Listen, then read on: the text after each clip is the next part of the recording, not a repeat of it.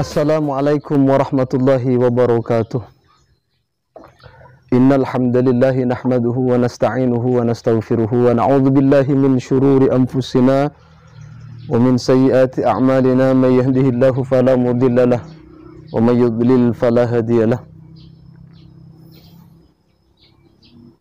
Sahabat Anas Tahir Channel yang dirahmati oleh Allah, ada sebuah pertanyaan mengenai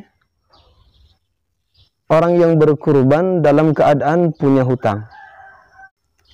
Katanya kurbannya itu dikatakan tidak sah oleh salah satu tokoh di kampungnya. Apakah benar demikian?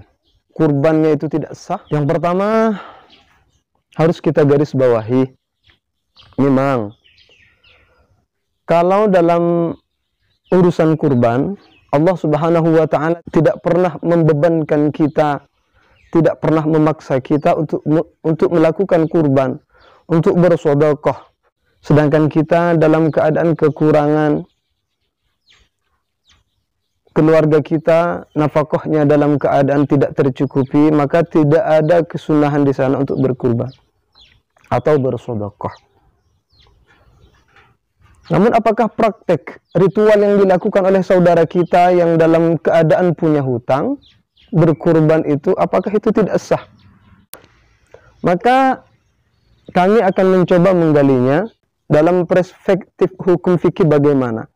Dalam kacamata hukum fikih bagaimana sebenarnya berkurban dalam keadaan punya hutang. Al-Imam Al-Bukhari menjelaskan khairus shadaqati ma kana an dhahri ghinan wa abda'a biman ta'uluh. Sedekah yang paling baik adalah melakukan sedekah dalam kondisi tercukupi. Mulailah dari orang yang wajib kamu nafkahi. Dalam hadis riwayat Imam Bukhari ini dijelaskan, babu la sadaqata illa ala dhahri ghinan wa man tasaddaqa wa huwa muhtajun aw ahluhu muhtajun aw alaihi daynun fad-dainu ahaqqun ayyudda min as-sadaqati wal 'adki wal hibati wa huwa raddun alaihi. Al-Imam Al-Bukhari menjelaskan tidak ada anjuran sedekah atau kurban dalam keadaan keluarganya tidak tercukupi, dalam keadaan dia tidak tercukupi, keluarganya tidak tercukupi. Kalau kita dalam keadaan membutuhkan, wahwa muhtajun, maka kita tidak ada anjuran untuk kita melakukan sedekah atau untuk melakukan kurban. Itu yang pertama. Itu dalam pandangan hadis. Bagaimana kita memahami hadis tersebut? Maka kita perlu pemahaman ulama. Kenapa? Karena tidak mungkin kita memahami hadis itu menurut pemahaman kita. Kenapa? Karena kita bukan mujtahid, kita bukan ulama, otak kita tidak muktabar otak kita. Kalaulah ada seorang ustadz, seorang kiai di masa sekarang mengatakan, menurut saya hadis itu seperti ini, maka buang kata-kata itu, buang pendapatnya itu, karena otaknya tidak muktabar. Kita ini pentaklid, kita pengikut imam siapa kita? Kalau kita pengikut Syafi'i, bagaimana Imam Syafi'i, ulama-ulama Syafi'iyah memahami hadis itu? Kalau kita penganut Imam Malik, bagaimana Imam Malik, ulama-ulama Malikiyah memahami hadis tersebut? Tidak bisa kita untuk memahami hadis itu dengan kemampuan dan otak kita sendiri. Al-Imam Badruddin Al-Aini memahami hadis tersebut. Dalam kitabnya Syarah Sahih Bukhari, Al-Imam Badruddin Al-Aini, wal makna anna syart at-tasadduqi alla yakuna muhtajan wala ahluhu muhtajan wala yakun alaihi daynun fa idza kana alaihi daynun fal wajibu ayyudha daynuhu wa qada'u ad-dayni ahaqqu min as-sadaqah. لأن الابتداء بالفرائض قبل النوافل وليس لأحد إتلاف نفسه وإتلاف أهله وإحياء غيره وإنما عليه إحياء غيره بعد إحياء نفسه وأهله إذ هما أوجب عليه من حق سائر الناس. Kata Imam Badruddin Al-Aini di dalam memaknai hadis tersebut, makna daripada hadis tersebut harus kewajiban keluarganya terpenuhi terlebih dahulu itu, atau hutangnya didahulukan terlebih dahulu itu. Kenapa? Karena syarat daripada sedekah menurut Imam Badruddin Al-Aini, dari syarat daripada ibadah kurban, syarat daripada sedekah itu alla yakuna muhtajan. Orang itu tidak membutuhkan terhadap sedekah tersebut. Keluarganya tidak membutuhkan terhadap kurban tersebut. Kalau mereka mempunyai tanggungan hutang, kalau mereka, keluarga mereka membutuhkan terhadap kurban tersebut, falwajibu ayyudda dainuhu, maka yang wajib bagi orang itu adalah membayar hutang terlebih dahulu. Kenapa? Karena faddainu, karena hutang, ahakkuh itu lebih hak dibayar, dilakukan. Al-hakkuh itu lebih hak minas sedekah daripada sedekah. Jadi hutang dulu atau cukupi keluarganya terlebih dahulu, baru kita melakukan kurban. Ada redaksi, walaysa li ahadin itlafu nafsihi. Tidak ada bagi seseorang untuk memaksakan dirinya untuk berkurban, untuk bersedekah, wa itlafu ahlihi, dan tidak ada paksaan untuk keluarganya melakukan sedekah atau kurban sedangkan mereka wa huwa muhtajun. Itu. Ketika dalam keadaan membutuhkan atau kita mempunyai tanggungan hutang, maka tidak ada paksaan. Itu yang pertama.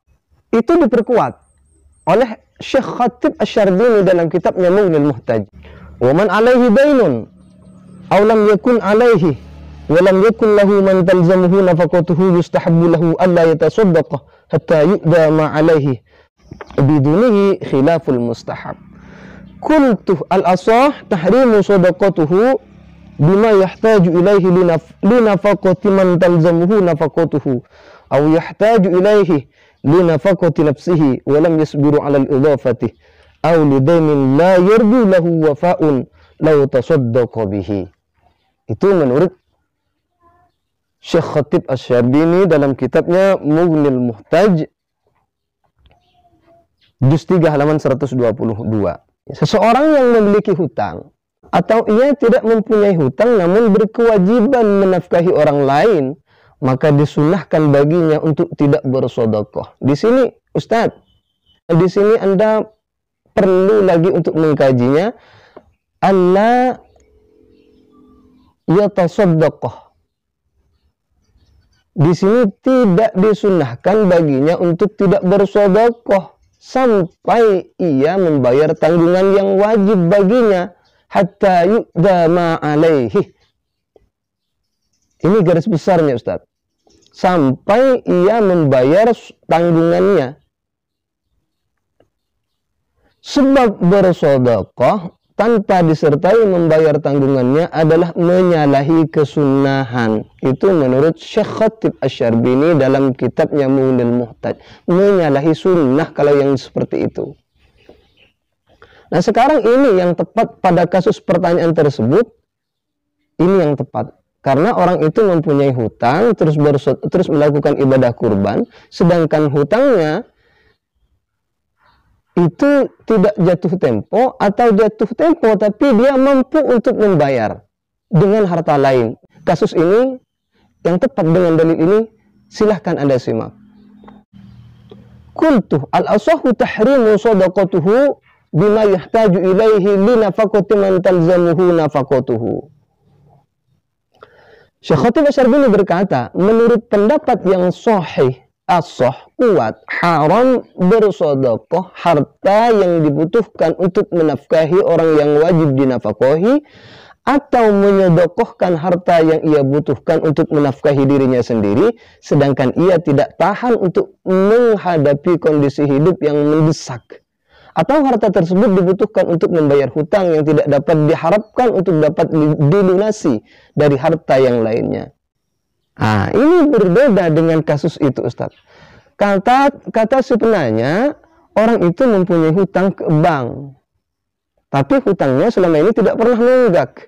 Maka berarti orang itu bisa membayar hutangnya dengan uang lain, sedangkan ia mampu untuk bersedekah. Maka silahkan, tidak ada masalah untuk bersedekah. Maka sah kurbannya. Tidak ada yang mengatakan tidak sah. Kenapa? Karena dia mampu untuk membayar hutangnya dengan harta lain. apalagi hutangnya memang tidak pernah nunggak. Maka di sini tidak masalah, silahkan untuk orang yang berkurban itu, yang dalam keadaan punya hutang, silahkan kurban Anda insya Allah diterima oleh Allah, sah secara hukum fikih, sah. Karena Anda tidak dalam keadaan terpaksa, keluarga Anda tercukupi. Masalah Anda punya hutang, terlebih hutang Anda itu ke bank dan tidak pernah nunggak, itu tidak masalah. Itu bukan menurut narasi saya, Ustadz. Menurut Syekh Khatib Asy-Syarbini dalam kitab Mughnil Muhtaj juz 3 halaman 122. Selanjutnya Syekh Khatib Asy-Syarbini melanjutkan redaksi yang ada dalam kitab Mughnil Muhtaj. Wa amma taqdimud daini fali'an ada'ahu wajibun fayutaqaddamu 'ala al-masnuni fa inna rijalahu wafa'un min jihati ukhra zahiratan fala ba'sah bitasadduqi bihi illa in hasala bidzalika ta'khirun wa qad wajaba wafa'ud daini 'ala al-fawri bimutalabatihi aw ghairiha fal wajhu wujubul mubadirati ila ifaihi wa tahrimus sadaqati bima yutawajjahu ilaihi daf'uhu fi dainihi. Maka memang yang wajib itu mendahulukan hutang daripada bersedekah. Tapi di sini kita perlu lihat. Fayutaqaddamu 'alal masnuni. Fa inna rijalahu wafa'un min jihati ukhra zahiratan fala ba'sah bitasadduqih illa in hasala bidzalika ta'khirun. Lihat Ustaz. Kata Syekh Khatib Asy-Syarbini, memang yang wajib itu didahulukan hutang. Tapi seandainya kalau hutangnya bisa dibayar dengan harta lain, fala ba'sa bitasadduqih, maka tidak masalah berkurban, tidak masalah bersedekah, illa in hasalah bidzalika ta'khirun, kecuali dengan sedekahnya itu dia tidak bisa lagi membayar hutang kecuali dengan sedekahnya itu, kecuali dengan uang yang disedekahkan atau uang untuk dibelikan kurban. Untuk membayar hutang hanya dengan uang ini, hutang itu bisa lunas, maka tidak boleh. Bahkan ada yang mengatakan dalam mazhab Syafi'i menurut qaul as-shah haram bersedekah. Di sini Ustaz. Karena sedekah itu bukan dipaksa. Karena kurban itu tidak dipaksa, begitu. Berbeda Ustaz kalau halnya ketika orang itu tidak dalam keadaan terpaksa, atau dia mampu membayar hutangnya dengan harta lain, atau keluarganya tercukupi, atau nafkah dirinya tercukupi. Di mana letak permasalahannya? Di mana redaksi atau kitab yang mengharamkan itu?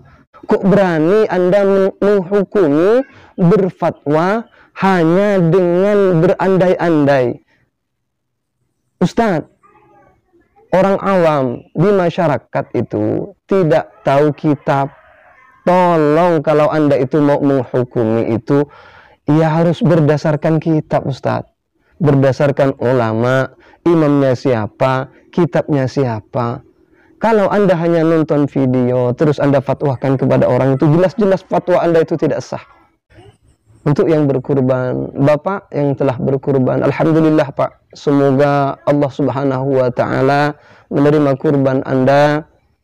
Di hari kiamat nanti, kurban Bapak akan kembali kepada Bapak untuk bersaksi kepada Allah kalau Bapak itu di dunia pernah berkurban, pernah bertakarrub kepada Allah, agar Bapak diselamatkan dari api neraka dan dimasukkan ke dalam surganya Allah. Ini saja yang bisa saya sampaikan. Mohon maaf atas segala kesalahan. Akhiran wal afu minkum. Assalamualaikum warahmatullahi wabarakatuh.